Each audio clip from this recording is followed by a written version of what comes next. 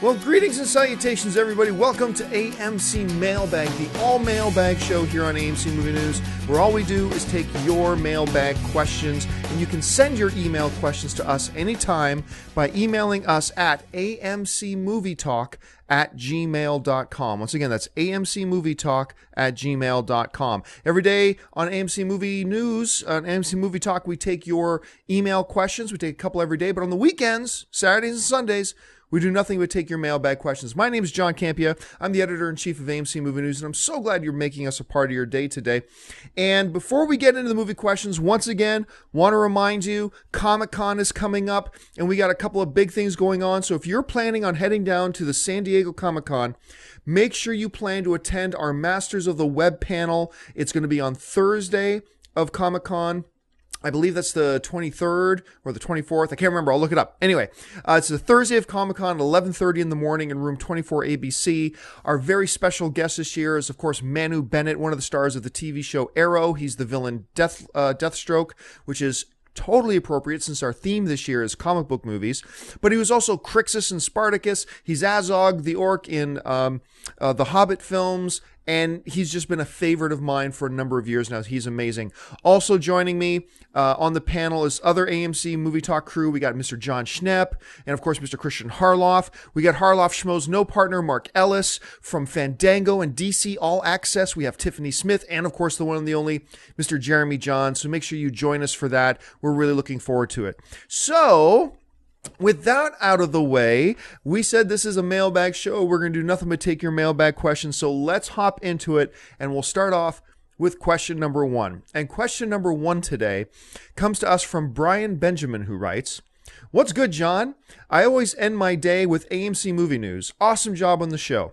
Do you think the UFC will make a movie studio like WWE because of the rise of their superstar athletes like Ronda Rousey, the Iceman, and GSP?" Well, thanks a lot for the question, Brian. It's funny because last night, me and a couple of guys were here at my place actually watching the UFC, and awesome card. It was really, really cool. Ronda Rousey defended her women's title, won in 16 seconds. She knocked the girl out in 16 seconds. And then this amazing main event last night, which looked like it was going to be awful at first. It was the new middleweight champion versus Lyoto Machida. And Weidman is his name, by the way. So you had Weidman versus Machida last night. And Weidman, of course, is the guy who beat the tar out of Anderson Silva 2 times in a row. And Weidman, for those of you who didn't see the fight, it's a 5-round fight, and Weidman just owned Machida for the first 3 rounds. Just owned him. It looked embarrassing. And then all of a sudden, battered and bloodied and beaten, Lyoto Machida comes out in the 4th round, man, and just... like, this dude showed so much heart. Now, he lost the fight. Weidman retained the title, and deservedly so. But Machida showed me more heart last night than I think I've ever seen him show. Now, I'm getting off on a tangent. I'm a big MMA guy, but... so the question is, you know, WWE, the World Wrestling Entertainment, they, a number of years ago, started their own kind of movie division so they can make entertainment, home entertainment, based around their superstars. So the question becomes, you know, Brian asks, could UFC do the same thing? I don't think so, and there's a couple of major reasons why. Don't ever confuse WWE, and I grew up as a big wrestling fan. I still watch WrestleMania every year. But don't confuse WWE with UFC. There's absolutely no similarities between them. They're two very, very different things. UFC is a combat sports company. Okay, it is an athletic body. WWE is an entertainment company. They're two very, very different things. So it actually kind of makes sense that WWE would have their own, you know, little movie division, because based on the popularity of the celebrity of their superstars, and make no mistake, even though it's all staged and it's all an entertainment thing, the superstars in the WWE are athletes. Make no mistake about it. They're athletes. The stuff that they can do. But that doesn't change the fact that it's an entertainment company. It's not a sports body. But for them being an entertainment company that produces a weekly entertainment or multiple weekly entertainment shows, it makes sense that they capitalize on that. And there's a synergy there, right? To then make movies with these guys that they propel and turn into celebrity. That makes sense.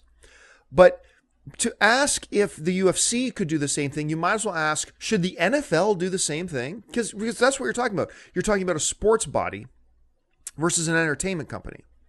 And even though this one entertainment company, is modeled in such a way to make itself look like a sports body, and it's not, that doesn't mean that there's similarities, and because there are none. So to ask if UFC should start their own movie company, like I said, you might as well say, should the NHL have a movie division using hockey superstars as their lead? Should Major League Baseball put Big Papi in whatever? Should soccer have its own movie company? It's the same thing. So no, I don't believe UFC has any plans to undermine their own credibility by starting a movie company. And remember, these are real combative sport athletes. These are guys who are training for fights. They don't have time to go and make movies.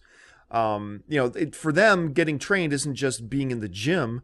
It's 12 hours a day of training.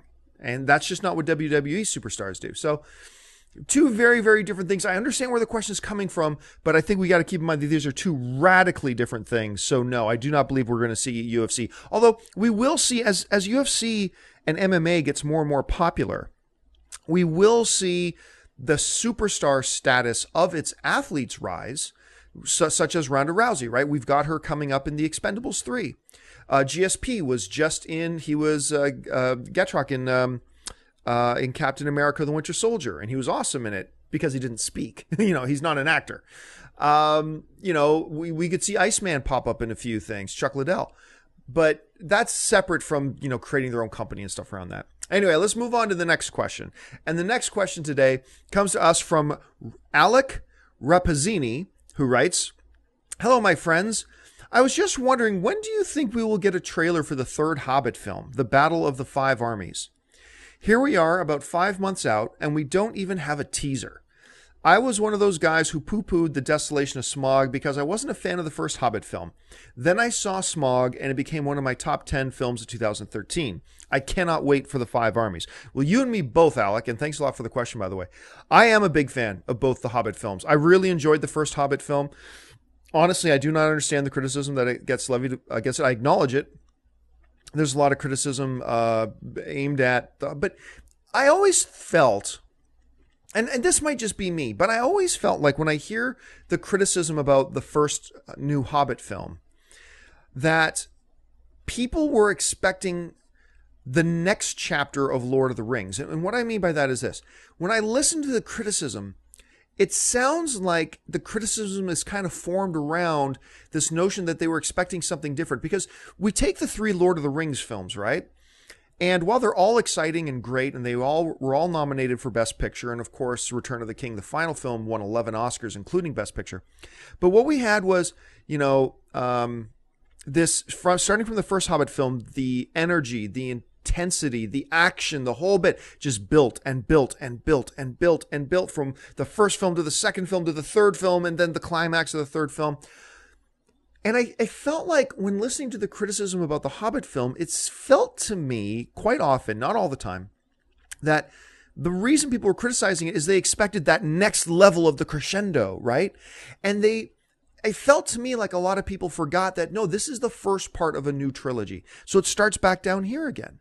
It's all about setting the tone and setting the atmosphere and just introducing us to the characters again, thrown in with some action beats and developing it and all that kind of stuff. But it's not, Lord of the Rings, Two Towers, Return of the King, the next Hobbit, build, and make it bigger and bigger and bigger. No, The Hobbit was the first film of a new trilogy, and it started back down here again, exactly where I felt it should have.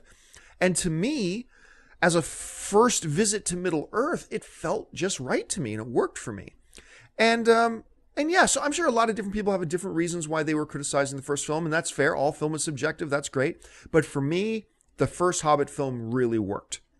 And to me, the second film, Desolation of Smaug, just took it to the next level. I thought it was terrific. I love that. Actually, I watched it again just a few days ago. I was watching the Desolation of Smaug, and I love that line when they're in the mountain and Thor and Oakenshield, they're trying to figure out how do we survive. Smaug's trying to kill us. We're never going to escape. And Thorin turns to his companions and he says, "If this is to end in fire, then let us all burn together." And it's like, yeah, that's a very manly thing he did there. But anyway, now let's move on to now. You almost forget that there's a third Hobbit film coming out in like 5 months, 5.5 months. It's not that far away.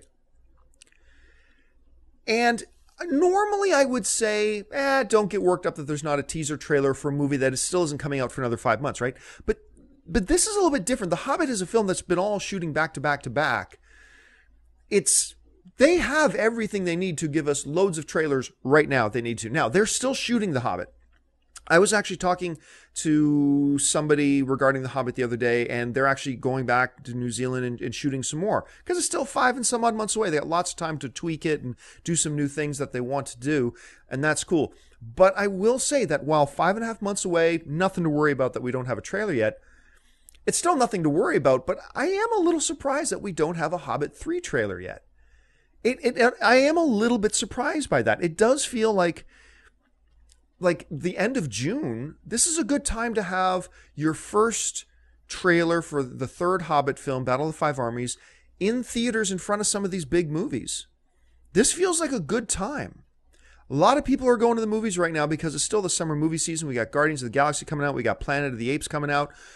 We got all this stuff.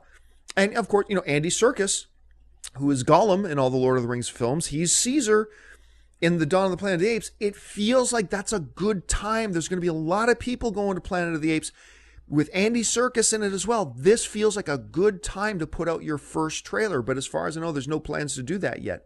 So I agree with you. I'm a little bit surprised that we haven't got anything. Now, the only thing that I can think of is that they may be positioning themselves to make a big splash with the premiere of a third Hobbit trailer at ComicCon. A lot of movie companies like to do that. ComicCon is now only a couple of weeks away. Dear heavens. Anyway, ComicCon is only a couple of weeks away. So it does strike me that maybe the plan here is to make a big splash at Comic-Con with the premiere of the first trailer. And if that's the plan, then it kind of makes sense. But we don't know that that's the plan. And it just feels to me like it would have been a good idea to have a trailer in front of Planet of the Apes. To me, it felt like it would have been a good idea. All right, let's move on to the next question. And the next question today comes to us from Filip Orvik, who writes, since Tony makes Ultron, we're talking about Avengers 2. Since Tony makes Ultron, and Tony, of course, is Iron Man, can you see Ultron killing Tony in Avengers 2? Well, thanks a lot for the question, Philip. No. I've there have been a couple of other questions like this before about, if an Avenger dies, could it be Tony, with the contract negotiations, blah, blah, blah, blah. They ain't killing Tony. They ain't. I'll be shocked. And it wouldn't be the first time I'd be shocked, but I'd be shocked if they killed off Tony Stark.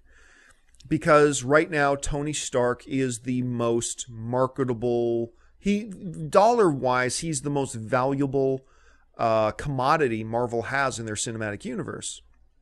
I mean, just look at the box office of the individual movies. And I know I just don't see them now killing off that character. There's no way. They're going to keep him around. Even after Robert Downey Jr. is gone and they're not using Robert Downey Jr. as Tony Stark anymore, Tony Stark will continue. The character is bigger than the actor and they will move on with him. So I would be floored, absolutely floored, if they took their most valuable commodity and decided to kill him off. It just makes no sense to me. I don't see why. Now, story-wise, you can see why Ultron may want to kill. And remember, we're all speculating, and it seems to make sense from all the evidence that we've seen that Tony is the one who creates Ultron. But we don't know that for fact. So let's keep that in mind. We do not know for fact that Tony creates Ultron, unless I've missed something. We've heard a lot of things. We've read some synopsis stuff, and it seems to all point to Tony creating Ultron.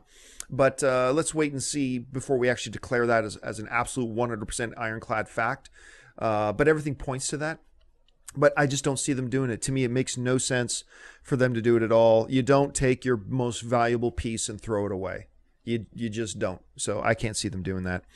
All right, let's move on to the next question. And the next question today comes to us from Andrew Cianciolo. I hope I'm pronouncing that right, Andrew. I'm sure I'm not. Anyway, I really enjoy your podcast. I listen to it every day. Well, thank you so much, Andrew.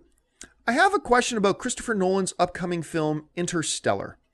I was on IMDB and I saw that Jessica Chastain was listed as the character Murph, and actress Mackenzie and Ellen Burstyn were listed as young Murph and old Murph. I find this odd because in the trailer we clearly see that Murph is McConaughey's daughter in the film. If IMDB is correct, do you guys think we will see time travel in Interstellar? Why else would we see the character Murph age in the film? Well, thanks a lot for the question, Andrew. And let me right up front say, I don't know a lot about Interstellar. It's just one of those films that I've kind of kept on my radar. So I'm going to cheat a little bit and pull up the actual IMDb page here. But this is a good time to mention this. Do not take, especially for a movie that has not come out yet, don't take IMDb as gospel. Too many people are able to edit it and make changes in many ways like Wikipedia. So IMDb is pretty 100% rock solid for films that have come out already. But for films that are still upcoming and aren't out yet, don't take IMDb as gospel. It's a good reference, but don't take it as absolute gospel.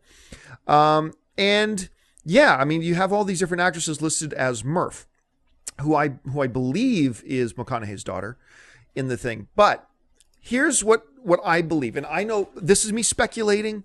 Okay. I do not have insider knowledge on this at all. This is my speculation.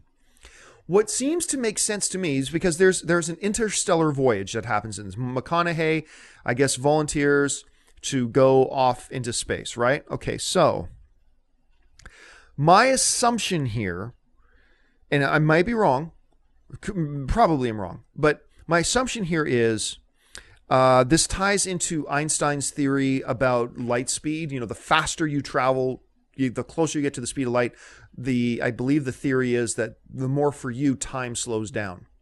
So if you ever read, what was that, Philip? What was that? Ender's Game. If you ever read Ender's Game, right? They have some interstellar travel in Ender's Game, but in the books, you notice that as they travel, like 5 years goes by. For them, it felt like 1 month of travel, but really 5 years on Earth has passed. So a dude can leave Earth with his daughter being 10 years old, arrive to the place that he's going, call back to Earth, and his daughter, who was 10, is now 17 years old.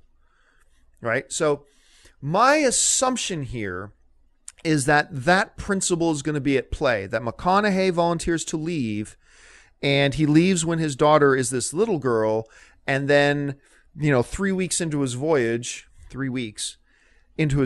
least 3 weeks to him, he calls back to Earth, and his little girl is now Jessica Chastain. 15 years have passed on Earth since McConaughey left, even though to him it felt like a month. And then maybe another month into his voyage, by the time he finally gets to where he was going, he calls back, and his daughter, his little girl, who was just a little girl to him 2 months ago, is now a grandmother's age. And you've got Ellen playing Murph at that point. So that is, to me, I don't think they're going to have time travel in the film. I believe it's going to be that whole Einstein theory, traveling close to the speed of light, time slowing down for them while time moves on for everybody else. So it's going to be like you have a girlfriend, right? And your girlfriend's 20. And you say, okay, I'm going to run to the store. You run to the store and you get to the store and you call her, and now she's 45. And then you drive back home. And to you, it felt like a 20-minute drive there and back. But when you arrive back home, now your girlfriend is 70 when you get back. You didn't time travel, but time for you slowed down. So once again, that is just my theory. I would love to hear your theory, please, because that's the best theory I've got about how they're going to handle all that. But please jump in the comments section and let me know what you think the theory is, or if you've heard something. Like I said, while I'm really looking forward to Interstellar, I haven't been keeping close watch to it. So maybe you've heard something else. Maybe I'm so far off base. Totally possible here, but jump in the comment section. Let me know what you think about my theory, and if you have a different theory, or tell me why you think my theory is wrong. I honestly would love to hear it. All right, let's move on to the next question today. And the next question today comes to us from Sam Hockney, who writes, "Hey guys, I love the show. I was wondering, what do you think the chances are of there being a sequel to 2008's Wanted with James McAvoy and Angelina Jolie? I noticed it made money and got decent reviews. Could it possibly be the stars not wanting to do it? Thanks, and keep bringing on the filthy. Well, thank you so much, Sam. Wanted, I believe, is one of these little treasure films that did not get the love it deserved. I really liked Wanted. I had a lot of fun with Wanted. I loved the mythology of it. I loved the action sequence, the way it was shot. I thought it was wonderfully acted. And of course, Chris Pratt's in it. A lot of people forget Chris Pratt is in that movie. There's a lot to love about Wanted. And if you've watched the film, and I'm going to give you a spoiler alert because if you haven't seen Wanted, I'm going to not ruin the ending, but I'm going to give away one of the things that happens at the end.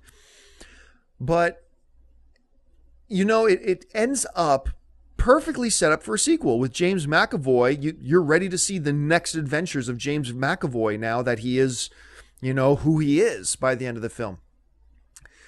I think one of the problems that came up, and it's funny because at our Masters of the Web party at ComicCon a number of years ago, we had one of the writers of Wanted there, and I was talking to him, geeking out about how much I love the movie and, you know, doing another one, and he said they were working on another one, but it never actually came to fruition.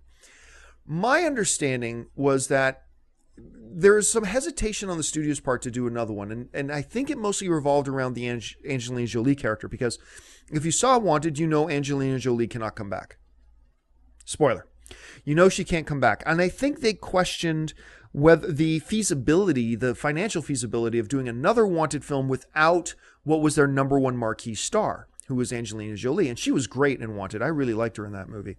And so was James McAvoy. So was everybody. Everybody was great in that movie.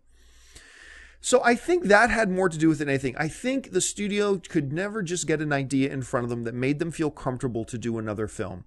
I believe there was a couple of attempts at scripts that made Angelina Jolie come back from the dead. But, you know, if you know the world of Wanted, even though they have this fantastic element in it, it's supposed to be real world. So you can't just bring a girl back who's got a bullet through the brain. So they pretty much definitively killed her off.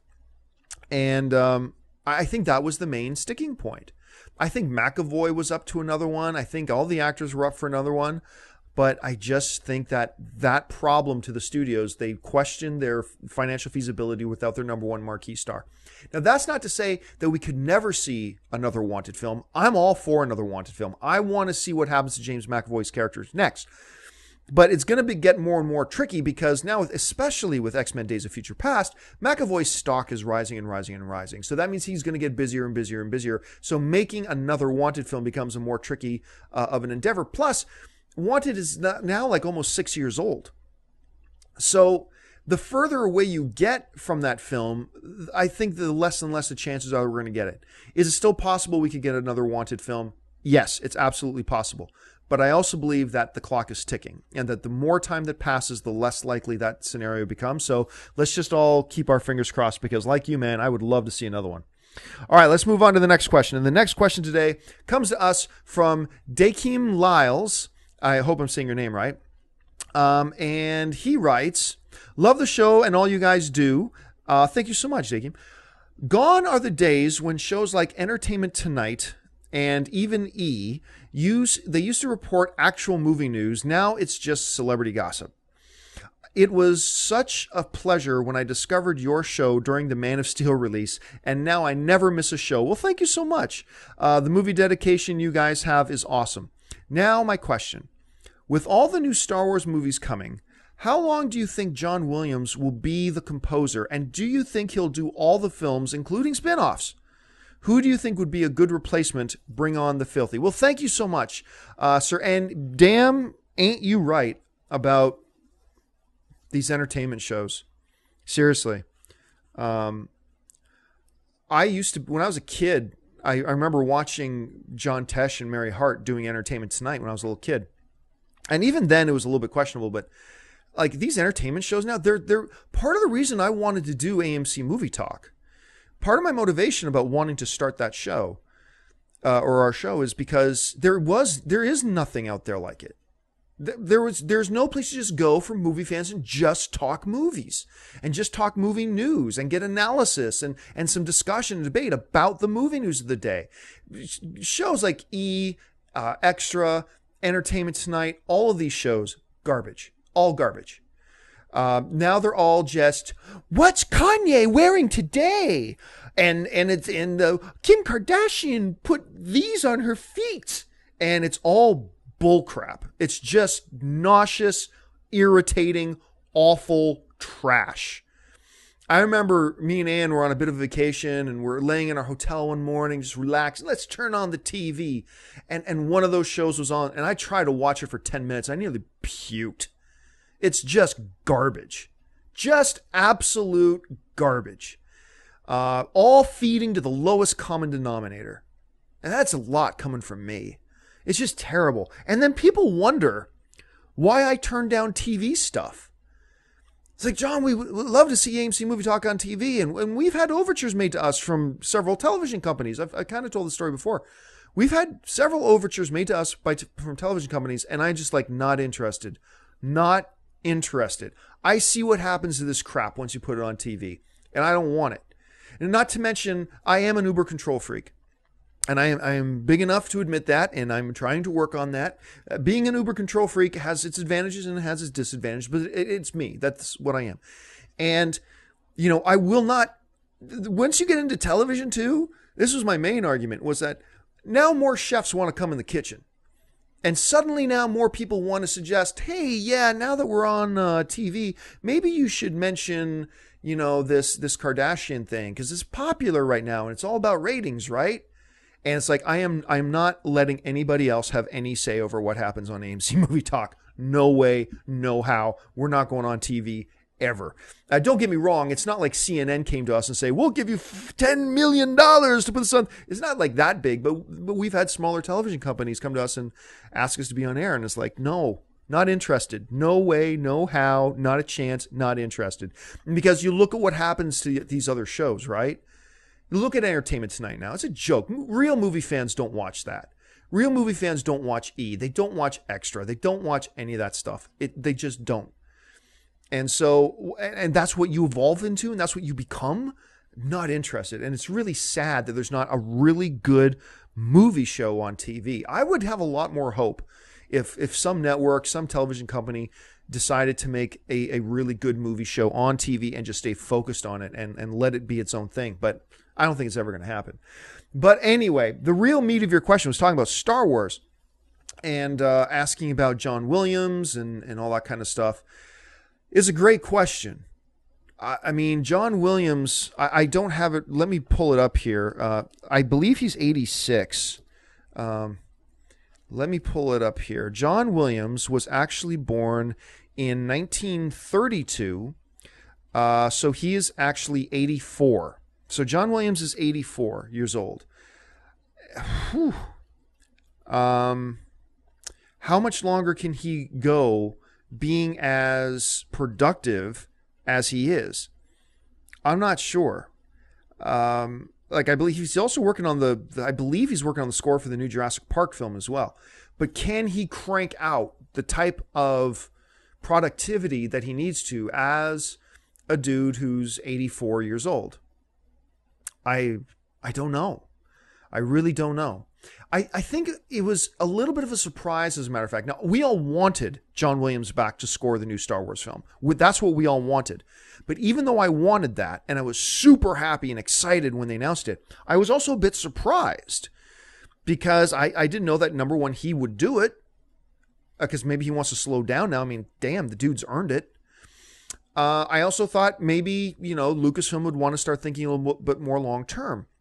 And on top of that, J.J. Abrams has Michael Giacchino, I believe that's how you pronounce his last name, Giacchino, who's basically composed everything that J.J. Abrams has done, including a lot of his TV shows. And he's really good. I believe he's won a couple of Grammys too. So you had this composer, Giacchino, who'd worked with J.J. Abrams religiously, and Abrams is now directing Star Wars. It felt like they would have made that shift, that Giacchino would have composed the new Star Wars. But no, thankfully, and I have no problem with Giacchino. I would have been totally satisfied with him. But we all wanted John Williams back. I have a feeling that Giacchino is the man in waiting, if you will. I have a feeling that he is going to inherit even though J.J. Abrams isn't going to be back to direct another Star Wars film in the immediate future, I still have a feeling Giacchino is going to take it over. I have a feeling that John Williams will do Star Wars Episode 7 and that's it. I am basing that on nothing. Basing that on nothing except my own, speculation. That's it. But I am speculating that John Williams will create that first score for this first new movie, Star Wars Episode 7, and then that score that John Williams composes will become the blueprint, if you will, for the next composer to come along and, continue it on. So he's going to come, set the standard, set the blueprint. This is the feel and the tone of the music of our new Star Wars universe. Then once he's set that and had that in place and got the blueprint there, then they'll have other composers come along that will work off of his blueprint, making sure that all the music moving forward stays consistent with what Williams gives us in the first one. And then I kind of just feel like that's the way they're going. Again, I don't base that on anything. Maybe John Williams is planning to do this for another 10 or 15 years. I don't know. But my speculation is he's going to do 7. That's it. And once he sets the blueprint, new composers come along. And I kind of believe that Giacchino will be that next guy. But I'm probably 100% wrong. So whatever. All right, let's move on to the next question. And the next question today, who does it come to us from? The next question today comes to us from Doc Irvin, who writes, "Hello, AMC crew. First, I love the show and have seen every episode on YouTube." Well, thanks so much, Doc. Appreciate that. My question concerns this year's Oscars for editing. And I think you mean just this past year's. Since Gravity had several quote-unquote long shots of 6, 8, 10, 12, and that awesome 17-minute opening scene, how, in your opinion, did it win for Best Editing at the Oscars? If nearly half the movie is continuous shots, how is that better editing than a movie with quick cuts? Thanks for your insight into movie making and keep up the great work. My day wouldn't be the same without your show. Thanks a lot, Doc. I really appreciate that. So if you haven't seen Gravity, and I think most of us have seen Gravity, there's several beautiful, very long, continuous takes, as opposed to the cut editing, right? And it ultimately won Best Editing at the Oscars. So the question Doc is asking is like, well, wait a minute. I mean, I believe it was like 178 shots, I want to say. It's around there. That the movie, Gravity, only had like 178 shots. So the question becomes, well, how does that movie that only has that many cuts and edits, how does that movie win Best Editing when a lot of other movies have a lot more editing in it? Because I think we misunderstand what the art of editing is. Editing is not cut.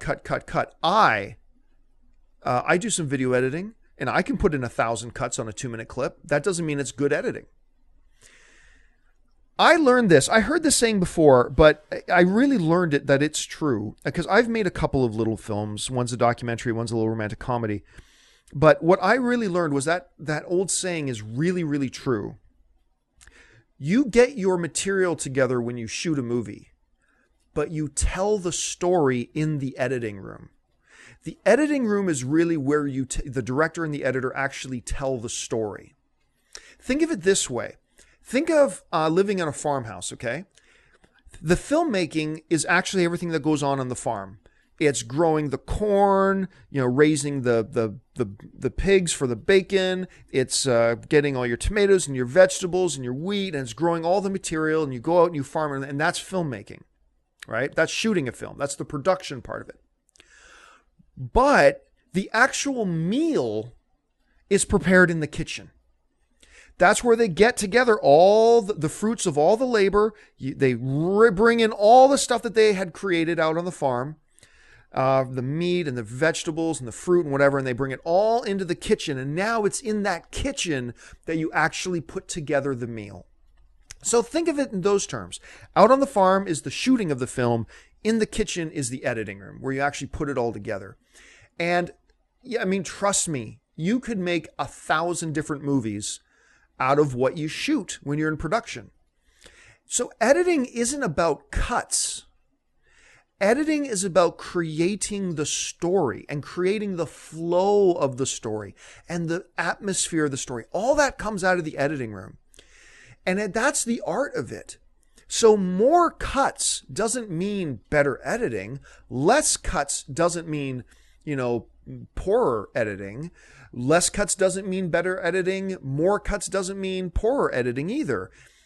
It's about finding in that editing room, in the heap of all this stuff you've got, and a lot of it's done in pre-production, granted, but still you got to put it together. The art of editing is about taking all that material you shot and finding the best way to put it together that truly brings out the spirit of the story, makes it flow the way you want it to flow, and have the atmosphere that you want to create. The nuances, the timing, all of it, this all put together in the editing room. It really is. The story is told in the editing room. And I think when you think of it in those terms, now you sit back and like, okay, Gravity was edited to perfection. I'm sure there was the temptation to do things a certain way, but the way they pieced the film together had such an organic and beautiful flow. And a lot of those long shots that you talked about in your question certainly are a part of that as well. But just the way the whole film was put together and constructed in that editing room just had a beautiful flow to it. It's not about cut, right? Because any poodle can come in and just hit the cut button, cut. That doesn't mean it's good editing. You hear me criticize a lot, like action sequences that are just rapid cut. Ooh, what an editor I am. No, because you didn't make a good experience for me watching it. And editing is about that, creating that experience. And that's why I think that that editing is so important. And the director is so involved, obviously, with the editors as well. So, yes, that is why, even though it had only 178 shots, that I believe the film Gravity deserved best editing because it was perfectly edited. It was absolutely perfectly edited. All right, let's move on to the next question today. And the next question today comes to us from Michael Lagrange, who writes, "Hello, AMC. Love the show. Thank you so much, Michael. Really appreciate that. I have been following since the Batman announcement at ComicCon last year. My question is, I know Batman vs. Superman isn't coming out until 2016, but do you think there's a chance we'll get some kind of teaser clip at Comic-Con this year? Maybe something simple like Bruce Wayne in the Batcave as Zod's message plays on the screens." Ooh, pardon me, guys. Thanks and keep up the amazing work. Well, I'm going to sneeze again. Oh, sexy. Okay, so do I think we're going to get some kind of peek, even though Batman vs. Superman is 2 years away? I'm going to say absolutely yes, I believe they're going to do that. Why? I wouldn't have thought that if they hadn't already stopped dropping images on us. The movie's 2 years away. And they're already dropping. They gave us the first Ben Affleck in the Batman outfit. They gave us now the new Henry Cavill look with him standing on the rooftop in Gotham. It feels like Warner Brothers feels like they are already in a marketing battle. And they're starting now. And I don't know that they're wrong, to be honest. And so since they've already seemed to be spinning up the marketing machine for Batman versus Superman, I would now be surprised if they didn't show us something at Comic-Con. I have a feeling they're going to definitely show us something because they've already been shooting for a while. This movie's already been in front of the cameras for a while. So they have material. They have stuff they can show us. And like Guardians of the Galaxy, remember last year at Comic-Con, I think Guardians of the Galaxy had only been shooting for 10 days. And yet they still dropped that teaser in front of us, right? Because I think there's also part of it where they are probably going to be shooting stuff where they have shot stuff specifically for a Comic-Con teaser. If they hadn't shown us the Batman image, if they hadn't shown us the Superman image, if they hadn't shown us all that already, I would probably say, nah, they'll probably wait till next Comic-Con to start introducing us to footage. But because they are already showing us Batman and Superman and spinning up the marketing engine, it feels to me like, yes, they will show us, even though it's 2 years away. It feels like Warner Brothers is getting all in on the marketing battle on this, and they're taking it seriously, and I think they're going to show us something. I really do. I'll be surprised if they don't. It's not guaranteed. Once again, I have no insider knowledge about this. I'm simply speculating here, but that's what it feels like to me. All right, let's move on to the next question today. And the next question comes to us from John Lutz, who writes, "Hey, AMC, I'm a big fan of your show." Well, thank you so much, John. Keep up all of your great work. My question is regarding John Krasinski as Captain America. As you probably know, he was almost cast and was one of Marvel's top choices. Do you think he would have been a good choice? And do you think he could still possibly be a superhero? Thanks. Well, I first of all, I love John Krasinski. I really like him. He was in that one movie, that not so great movie with George Clooney. I think it was called Leatherheads, where they were like football players in the 1940s or something. And even though I did not love that movie, I thought Krasinski was really good in it. I think he's got great personality, great charm. Obviously, I loved him on The Office for all those years. And I think he could have a career in front of him. I think being the guy from The Office has hurt his career, to be honest, post The Office, because everybody just sees him as Jim. Everybody looks at John Krasinski now and just sees Jim. And that's a problem. And I think that's one of two reasons why Marvel didn't go with him, is they're afraid people are just going to look at him and just see Jim, because we all knew him as one character for about 300 episodes, right? Or however many episodes he was Jim on The Office. But years and years and years and years and years and years and years and years and years, hundreds and hundreds and hundreds and hundreds of episodes, we always saw John Krasinski as Jim. And I think they were a bit worried about people just seeing Jim when that happens. But also, I was not big on the idea of John Krasinski. I'll be honest, as big of a fan as I am of his. And if he got it, I would have been happy for him and definitely would have been interested to see what he could have done with it. But while he's got that adorable, geeky kind of look, while I think he would have been a really cool pre-serum Steve Rogers, I don't know that I see him as Captain America. I don't know. Maybe he could have surprised us. Maybe he would have been the best Captain America we could ever have possibly hoped for.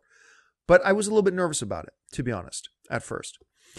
So I don't know what he would have done. I think he would have been a great actor. I think he would have done a great job. And then the question would have been, could the filmmakers, could Joe Johnston, who directed the first one, have convinced us that he is Captain America? Could they have done that? We'll never know. Maybe they could have. This brings up an interesting thing, though. Because I was looking recently about, up on old news stories, about John Krasinski was the front runner to be it and all that kind of stuff.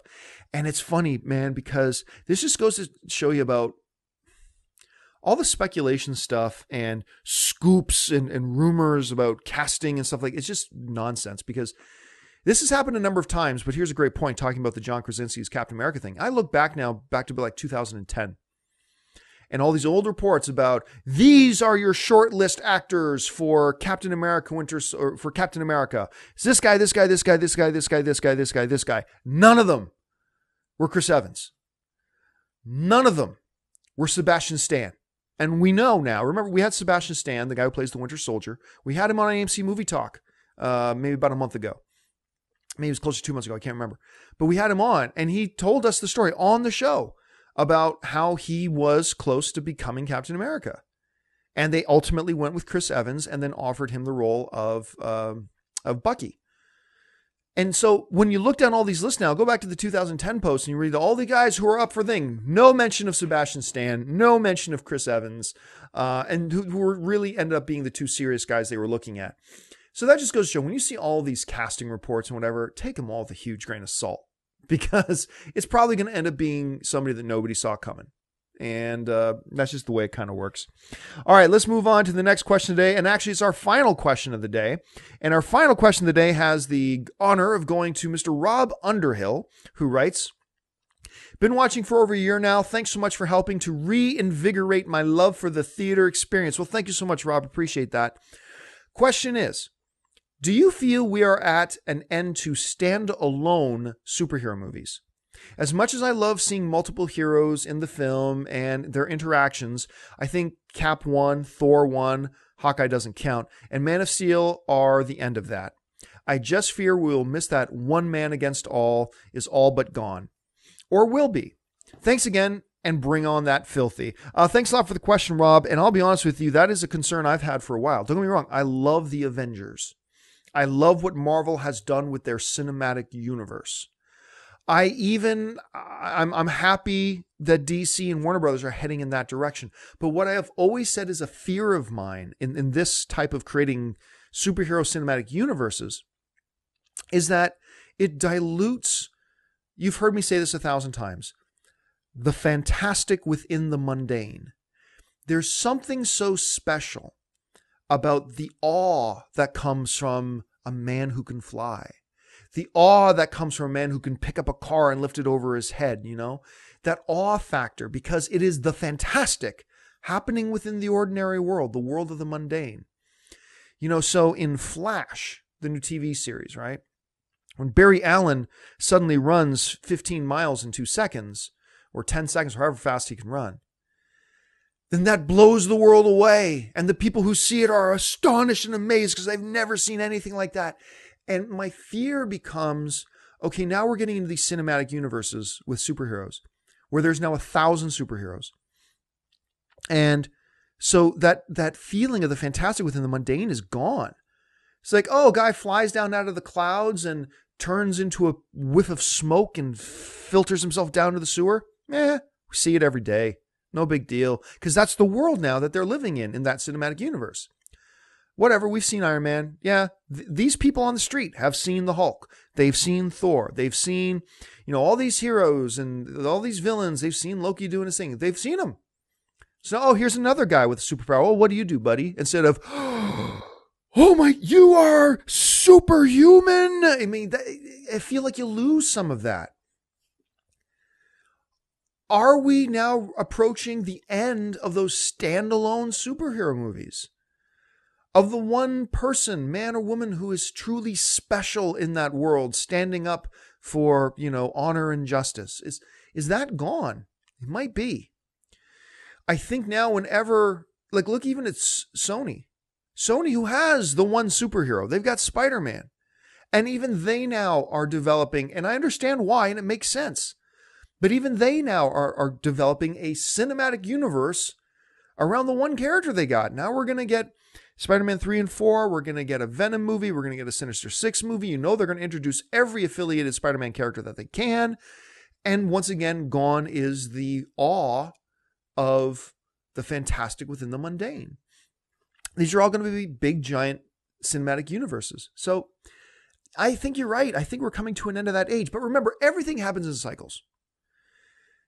And I think eventually, whether it takes 10 years or 15 years or 20 years or 40 years, eventually we'll get, the cinematic universes will be gone and we'll be back to individual superhero films. It all comes around. It all comes around. Life is a wheel. It all comes around. Name that movie. Name that movie. Bonus points to whoever can name where that quote comes from. Life is like a wheel. It all comes around. Name that movie. Bonus points to you if you can name it. Anyway. So I think eventually we'll get back to it, but I think as of right now, in this era of film, it feels like the standalone superhero films are gone. They're all made now with the eye of joining them into the cinematic universe or creating a new cinematic universe around them, and I'm going to miss that. I really am. I'm going to miss that. All right, folks, that will do it for me. I ran all out of questions that I picked out today. Thanks so much for joining me. Again, don't forget ComicCon in San Diego, the Masters of the Web panel, but we got more going on there too. I believe on the Thursday and on the Saturday of ComicCon, me and a couple of the folks from AMC Movie News, we're going to be at John Schnepp's booth at Comic-Con. We're going to actually have a booth there. We're going to be there, signing stuff, taking pictures if you want. We're also going to have a meet and greet on Friday night at the Omni Hotel. So come on over and meet us there. We're going to be just in front of the inn and in front of the bar on the main floor lobby of the Omni Hotel. So come on over and say hi to us and meet us there. Lots of stuff we got going on over there. And don't forget, lots of great movies playing right now at AMC theaters everywhere. And you can get your theater, showtime, and ticket information by going over to www.amctheaters.com right now. Find out everything you need to find out there. If you want an audio-only version of this episode, look in the description of this video and you'll see a link to our podcast feed so you can listen to us on the way to work or whatever. And look, really important stuff here. Share this video. Share our other videos around. Click the subscribe button. Give us a thumbs up click. It's just a great way of letting other people and letting us know that you like the videos that we're doing. So thanks a lot for joining me on this Sunday, guys. My name's John Campia. We'll see you again on Monday as we start back up AMC Movie Talk for the week. And until then, bye-bye.